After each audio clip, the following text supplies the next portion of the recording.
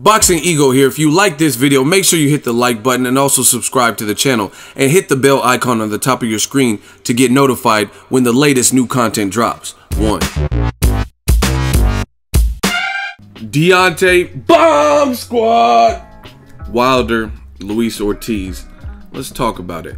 What up, Fight World? It's your boy Ego, and I'm back with some more boxing. Make sure you smash the like button. Also, subscribe to the channel for the latest and the greatest in boxing. If you want to become part of the gang, Ego's Army, notification gang, please hit the bell icon. Shout out to the super chats. I went live. I did Monday Mail Day live, and we working. Channel donations, the Patreons, salute to you guys holding the channel down. It's about to get real. We about to turn up. Just know that. I'm about to get some new gear, and we hitting the road, giving you guys, boxing fans, what y'all want. So that's everything. And I want to talk about Deontay Wilder.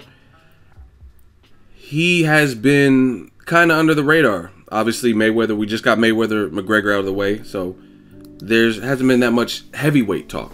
I mean, obviously, we were thinking AJ was going to rematch Klitschko, and then Klitschko dropped the bombshell. He was like, you know what? I'm retiring. I had a great career. I'm out. I'm outie 5,000, right? So, not too much circulating the heavyweight division. We got past, like I said, the super fight Mayweather-McGregor. We still have Canelo, Triple G, Chocolatito's rematch with Rung Visai. We have some good fights. Let's talk about some heavyweight news. I will tell you what I know, Ego rumor mill style, aka ERM. Now, this is my understanding. Deontay Wilder and Wilder-Ortiz are down to fight each other, right? They were trying to put it in October. It's not going to happen by October. The new target date is November 4th, which is still this year, and it's at the Barclays Center in Brooklyn. Heavyweight action in Brooklyn. That would be the main event. The biggest issue, the roadblock, is Deontay Wilder is a WBC champion, and his #1 mandatory is the guy he's already beaten, which is Haitian Bermane Stiverne. And the bottom line is Bermane Stiverne, as of right now, hasn't wanted to budge. So let me run this back. Alexander Povetkin, just in case you guys, I'm sorry if this is just repeating information. If you're up on boxing, this is just going to be a repeat of what you already know. But I just want to run it back for the sake of the video, because we haven't talked any heavyweight boxing in some time. So I want to make sure everyone's on the same page. Last year, Wilder was supposed to fight Alexander Povetkin, Russian. He's an Olympic gold medalist. He's a power puncher. Good fight. We are all looking forward to it, us boxing fans. Povetkin tested positive for a Russian pharmacy-made drug called meldonium, right? Fight got canceled. Wilder was overseas already, willing to fight in Russia. They won the purse bid, World of Boxing, which is the promoter of Alexander Povetkin. And the fight got scrapped. They're like, oh, he tested positive, dirty test, we can't fight under these conditions. Wilder headed back home, faced Chris Arreola, in which he got the stoppage win, but he also fractured his hand in that particular fight. Povetkin, he, based on the meldonium drug that was in his system, which it sounds like it's kind of like an EPO type drug, since it had recently been banned earlier in the year in January, they decided to, they couldn't definitively tell when he ingested it. So did he ingest it before the ban that happened, or did he do it after? Like, I mean, realistically speaking, I think he did it after. I mean, it just, trace elements don't typically stay in your system for that long. You know what I mean? Certain drugs and certain things do, maybe, but it just sounds like he did, especially once I continue the story.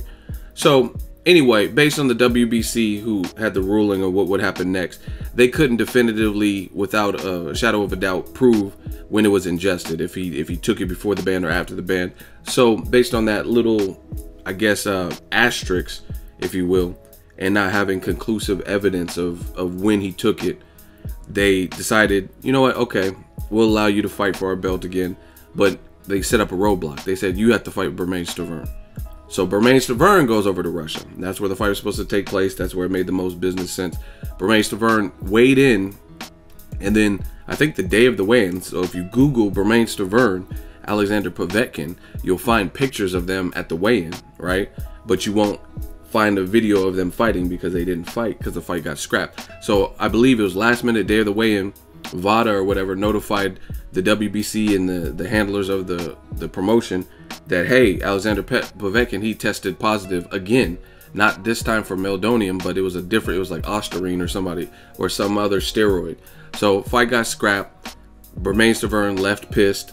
And I interviewed Bermane Stiverne. The interview's on the page. He said, man, I didn't know what was. He said, we had cars following us. We just got the fuck out of Dodge. We just left. You know what I mean? Once we got the news, we were upset. And he left. For whatever reason, Alexander Povetkin was still allowed to fight in Russia. And he knocked out Deontay Wilder leftovers Johan Duhaupas. So that was supposed to be an eliminator, the Povetkin-Stiverne fight, and the winner of that fight was supposed to be the #1 mandatory. But since Povetkin failed another drug test and that fight didn't happen, I guess the WBC automatically said, you know what, that was no fault of your own, Stiverne, so we'll just move you into the #1, because I think Povetkin was the #1 mandatory and Stiverne was ranked #2 within the WBC. So since he couldn't control what happened on Povetkin's second failed drug test, they elevated him to #1. So now he's Deontay Wilder's mandatory. So that's the big issue. That's why we haven't had any announcements. Everybody's been quiet, because since that time, Stiverne was offered at least 6 figures. I don't know the exact amount, but he was offered some step aside money to make this event go forth and say, hey, step aside. We can promise you something later. You know, you can fight the winner of this fight, but this is the fight Showtime wants, and we're trying to make this fight without you in the main event. And he was like, no, you know, I don't want your step aside money, which, I mean, technically is his right. He's ranked, and that's where it sits. So November 4th is the target date. Stiverne also hired Andre Ward's attorney, Josh Dubin, very well-spoken, educated attorney. I mean, I've been to Ward's fights, Ward Kovalev 1 and 2, heard him speak. And I mean, he knows his stuff. So Stiverne, as an added measure, he hired him to oversee this to make sure he's represented in the right way, which to me kind of shows you that people don't trust, because I believe Don King is the promoter of Bermane Stiverne. But to me, I think that's an added measure, because Don King, we all know he doesn't have the best resume in the sport. You know, I mean, people say he's a crook and swindler and stuff like that. And the fact that Bermane Stiverne had to hire an attorney, that to me stipulates that he wants to make sure he's represented to his liking on his behalf. Because why didn't you just use Don King or Don King's people? I mean, obviously Don King been in the business years, he has people. So to me, that's another story though. But Don King, like I said, we already know what it is with Don King. So that's where it sits. The roadblock is Bermane Stiverne. Now, this is my thing. Also, what I heard is they are trying to make a fight for Bermane Stiverne on this card, like as a co-feature or somewhere on this undercard, against somebody else, not Wilder, not Luis Ortiz. I think Dominic Brazil is the person they're trying to match, and some step aside money. So that's the deal they're trying to work, to my understanding. A fight on the card. So if you allow Deontay Wilder to fight Luis King Kong Ortiz, you'll still be the mandatory if you get past your fight on the undercard, plus you get some step aside money, and you get your purse for fighting Dominic Brazil or whoever the heavyweight you fight. So I want to give my thoughts. My thoughts are very simple. I hope Bermane Stiverne step aside. I want him to step aside. I think that's all the way. I think if they offer you some good step aside money, you get purse for fighting somebody, and you fight somebody like a Dominic Brazil, which I would say, I mean, I'm not trying to shade Dominic Brazil, but he has a loss already. AJ already knocked him out. I would favor Stiverne to beat Dominic Brazil, most likely, you know what I mean? Unless he doesn't look the same. So to me, that sounds like a pretty good deal. And the fight people want to see, I want to see more. Instead of a Wilder-Stiverne rematch, which I would watch, I would rather see Wilder-Luis Ortiz first, and then the winner fight Bermane Stiverne. I'm perfectly fine with that. Now, I understand the nature of the business. You got to look out for yourself, because there's not too many people who are looking out for you. So I understand Stiverne's position as a boxer, you know what I'm saying? Because you work hard to get a ranking. You feel maybe you could beat Wilder, and he got sick or something in the first fight, so you think things will be different. in the rematch. So you know what I mean, you want what's kind of owed to you, which is that opportunity, that shot. So I can understand being stubborn in that. But to me, another reason, see, I know boxing and I studied the game. Another reason why I think this is actually a better deal is because if you, like, first of all, like I said, I'm not shading Dominic Brazil, but Amir Mansour was giving him some real good work before he got that broken jaw. He lost to AJ. So I think Bermane Stiverne definitely has a shot to beat Dominic Brazil. So it's a mid-level opponent. It's not like you're putting Bermane Stiverne in there with Anthony Joshua or even a Joseph Parker, who I met in Vegas this last weekend. Cool dude, very cool dude. You know what I'm saying? So, you know what I mean, you're fighting, you're not fighting a top champion, which could possibly thwart your chances at Deontay Wilder. Like I said, I would favor Stiverne to beat Dominic Brazil. Dominic Brazil got knocked down and was in a war with that, I think he was African or from Ghana or whoever, that last fight on the Wilder Gerald Washington card. You know what I'm saying?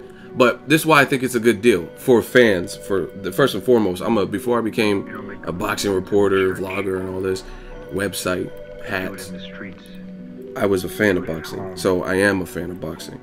And I think the bigger fight is Wilder versus Luis Ortiz. It's a fresh match, and it could set up a lot of opportunities, like the winner of Wilder-Ortiz versus AJ. Maybe they have to go through Bermane Stiverne if you know what I mean, maintains his position, his ranking. I think that's fair, you know what I mean? And then maybe get to him, like let's say Wilder-Ortiz winner fights Stiverne in February, March, and then in the fall, the winner of that fight fights against Anthony Joshua in the mega fight. You know what I mean? I like that. I think that's a good thing. But even, I think this benefits Stiverne even, because he hasn't fought, and if I'm not mistaken, it's been like 19 months or 20 months. He has not had a fight, right? So I wouldn't want to just immediately fight Deontay Wilder in a rematch without having like a tune-up, you know what I mean? So to me, I think this actually is a better deal for Stiverne. Make sure you're fully ready. Be in there with a guy like Dominic Brazil or whoever they get you, you know what I mean? Like one of the guys in the PBC stable, a guy that you would probably be favored to beat. So if in fact you do have any ring rust, and I seen Bermane Stiverne, I think he's still working out. I seen him a couple times in Vegas, Ward Kovalev 1 and 2, and just I always see him in Vegas when I go.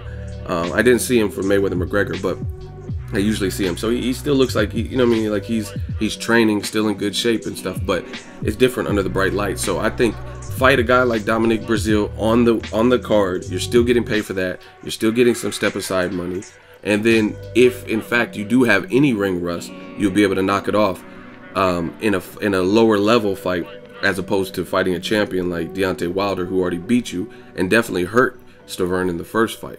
So off of a 19-month layoff. So to me, that makes a lot of sense. You know what I mean? I don't really see that as being a raw deal. I mean, the only way it could backfire maybe is if he took the step aside money and was on the undercard and Ortiz and Wilder fight him or fight each other and he loses or something, then he would lose his position. But I just think it makes the sense in the world, all the sense of the world. That's where it's at. Hopefully we get an announcement soon as to what's happening. I think with Josh Dubin in place, they'll probably come to some kind of terms that works for everybody, and that's what the WBC and Mauricio Suleiman and all them are working on. But to my knowledge, Showtime wants Wilder versus Ortiz, and they're not really tripping off of Wilder versus Stiverne as a fight. Like they would prefer Wilder versus Ortiz as the main event. So hopefully they come to terms as a group. And that's the latest that I've heard. So let me know your thoughts. Drop your thoughts in the comment section. That Wilder-Ortiz sounds mighty appetizing to me. And then after, the winner could fight Bermane Stiverne. I have no problem with that. But I definitely like that. And 2017 has been such a phenomenal year. Hopefully they can resolve like road bumps like this and just get it all resolved where everyone's taken care of to some capacity. It's part of the business, part of the game. Golovkin was the mandatory for Cotto for years and never got the Cotto fight. You know what I'm saying? Kubrat Pulev, he stepped aside to make Vladimir Klitschko Anthony Joshua fight happen, and that turned out to be a great fight. So again, I understand Stiverne from his his perspective as an individual boxer. You know what I mean? You're like, fuck that. This is my chance, this is my opportunity. But I think for the greater good, for the sport, I think Wilder-Ortiz is the fight people want. Let me know your thoughts. Who would you pick to win, King Kong or Bomb Squad? Props to both, because to my knowledge, them agreeing to fight each other is not anywhere an issue. You know what I mean? Like, that's not the issue at all. They've already pretty much agreed. They're down to fight each other. So props to both of them dudes, because that's a dangerous fight for both. Let me know your thoughts. Drop your thoughts in the comment section. Make sure you smash the like button as always. Hate, comment, and subscribe. Till next video is Ego signing off. So if you enjoyed this video and want more content like this on the channel, you can show your appreciation by going to the PayPal donate button or the YouTube support button. And you can donate any amount that you feel is equivalent to the value of this video. Much more to come. Thank you guys for your support. Boxingego, the future of boxing.